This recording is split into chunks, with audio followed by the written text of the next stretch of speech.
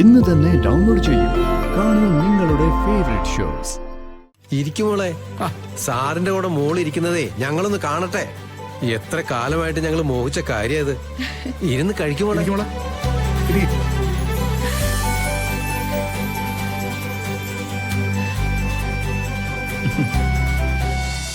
ഇന്നത്തെ ദിവസം എന്റെ പിറന്നാൾ ദിവസം തന്നെ ആയിരിക്കും.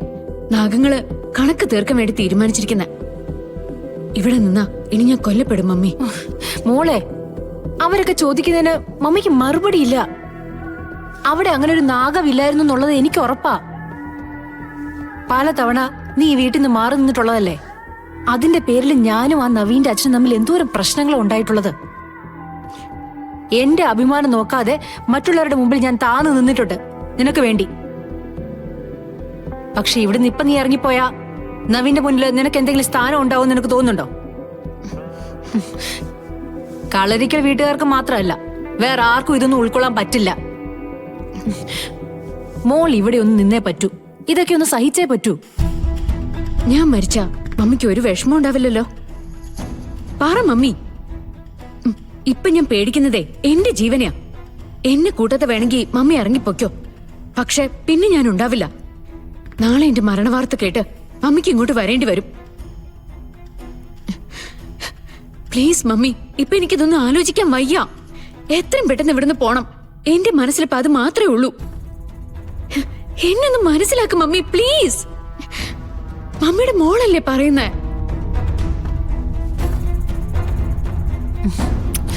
ഞാൻ നവീനോടും സുമിത്രയോടും ഒന്ന് സംസാരിക്കട്ടെ. പരിഹാരം ഉണ്ടാക്കാം.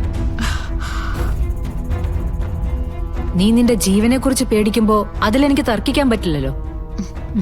മമ്മി ഇനിയും നാണം കേട്ടോളാം.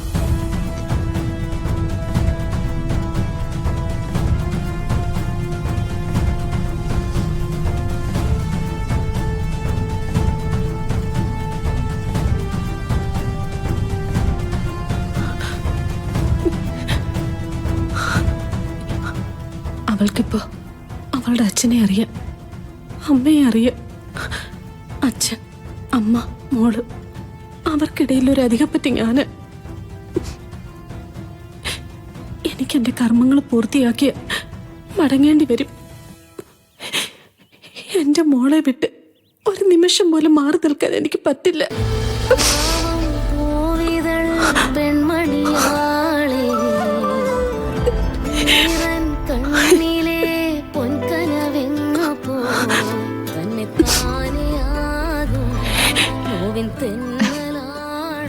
എന്താ കാര്യം? എന്ത്? കുറച്ചു പുറത്തേക്ക് കരഞ്ഞിട്ട് ഉള്ളിലാകെ കരയുന്നത് എന്തിനാന്ന് അതങ്ങ് പറ. ഒന്നുമില്ലെന്ന് പറഞ്ഞില്ലേ? ഉണ്ട്. എനിക്കെന്റെ അച്ഛനെ കൈ ചൂണ്ടി കാണിച്ചു തന്നു. എന്റെ അമ്മയെ ഞാൻ തിരിച്ചറിഞ്ഞു. അത്രയൊക്കെ ആയിക്കഴിഞ്ഞാല് അമ്മയ്ക്ക് പിന്നെ എന്റെ മുന്നിൽ എന്താണ് സ്ഥാനം? അതല്ലേ കാര്യം. അത് തന്നെയാ ചിന്തിച്ചത്. എന്റെ അമ്മയെ വിട്ട് ഞാൻ ഒരിടത്തും പോവില്ല. എന്റെ ജീവിതത്തിലേക്ക് ഏറ്റവും ആദ്യം വന്ന ആൾ അമ്മയാ. എനിക്ക് ഏറ്റവും പരിചയമുള്ളത് അമ്മയുടെ ഈ മുഖവും ഈ രൂപമാണ്. അമ്മയെ ഈ ജന്മം പിരിയാൻ എന്നെ കൊണ്ട് പറ്റില്ല. കൃഷ്ണ എങ്ങോട്ട് പോയാലും ഈ അമ്മ കൂടെ ഉണ്ടാവും. മതി, നിർത്ത്. പോയി എല്ലാവർക്കും ഭക്ഷണം കൊടുക്ക്. ചെല്ല്. എങ്കിൽ അമ്മയും വാ, നമുക്ക് എല്ലാവർക്കും സന്തോഷത്തോടെ വിളമ്പി കൊടുക്കാമേ. ഞാൻ പറഞ്ഞത് ഓർമ്മയുണ്ടല്ലോ, കൃഷ്ണ എവിടെ പോകുന്നോ അവിടെ തങ്കം കൂടെ ഉണ്ടാവും. കേട്ടല്ലോ?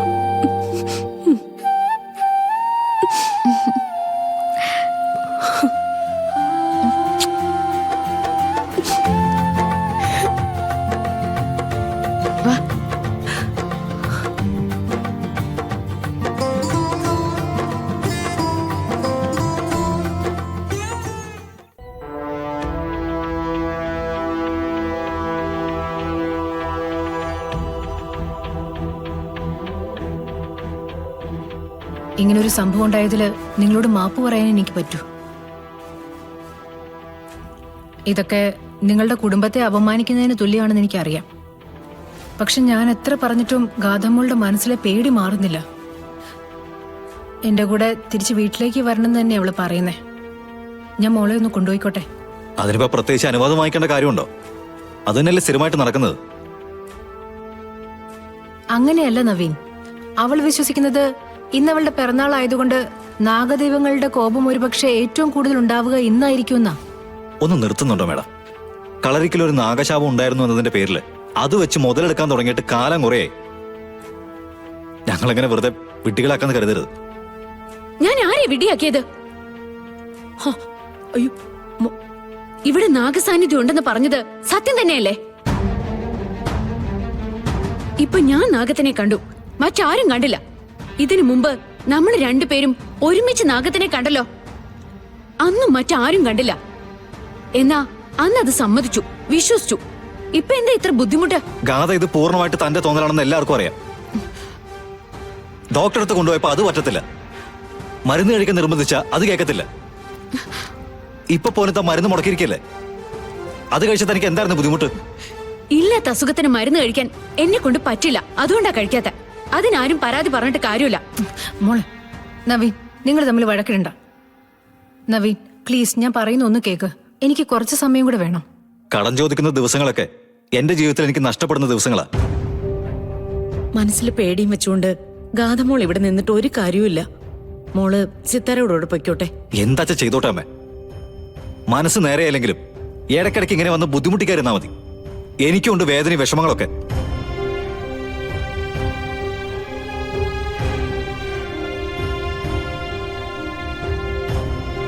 സുമിത്രേ, തൽക്കാലം പറഞ്ഞു പരിഹരിക്കാൻ പറ്റുന്ന കാര്യമല്ല. സിത്താര മോളെയും കൂട്ടി പൊയ്ക്കോളൂ. പക്ഷേ ഗാഥമോള് ഇനി കളരിക്കലേക്ക് വരുമ്പോ സിത്താരയ്ക്കെങ്കിലും ഉറപ്പ് വേണം അവൾ ഇനി തിരിച്ചു പോവില്ല എന്ന്.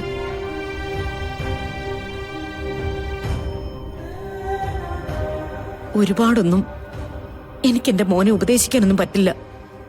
അവൻ ആകെ തകർന്നു നിൽക്കുക. ആ ഒരു ഓർമ്മ നിങ്ങൾക്ക് വേണം.